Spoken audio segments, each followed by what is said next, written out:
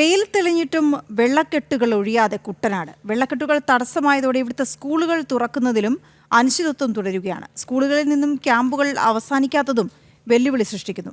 എന്ന് സ്കൂളിൽ പോകാനാകും, കുട്ടനാട്ടിൽ മാത്രം എന്താ ഇങ്ങനെ തുടങ്ങിയ സംശയങ്ങളാണ് കുട്ടനാട്ടിലെ കുട്ടികൾക്ക്. കേരളം മൊത്തം സ്കൂൾ തുറക്കുന്നു, ഞങ്ങളുടെ കുട്ടനാട്ടിൽ മാത്രം സ്കൂൾ തുറക്കുന്നില്ല. സ്കൂൾ എപ്പോഴാണ് തുറക്കുന്നതെന്ന് എനിക്ക് അറിയത്തില്ല. എനിക്ക് സ്കൂളിൽ പോകാൻ കൊതിയാകുന്നു.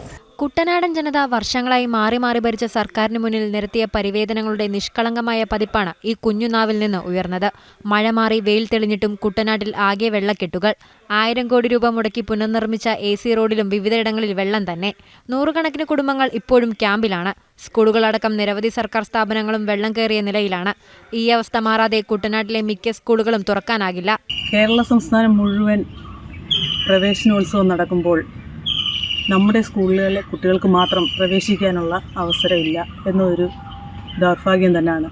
വെള്ളം ഇറങ്ങുന്ന മുറയ്ക്ക് സർക്കാരിൻ്റെ നിർദ്ദേശാനുസരണം നമ്മൾ പ്രവേശനോത്സവം നടത്താനിരിക്കുകയാണ്.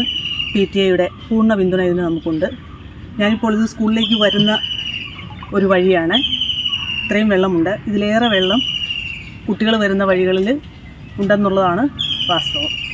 മറ്റിടങ്ങളിൽ വിദ്യാർത്ഥികൾ സ്കൂളുകളിൽ പോകുമ്പോൾ കുട്ടനാട്ടിൽ വെള്ളം കയറിയ റോഡുകളിൽ പന്തുകളിച്ച് ബോറടി മാറ്റുകയാണ് കുട്ടികൾ.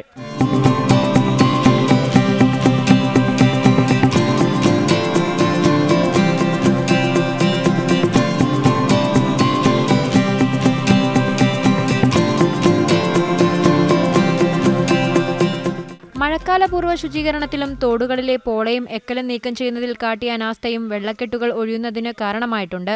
ജനം, ആലപ്പുഴ.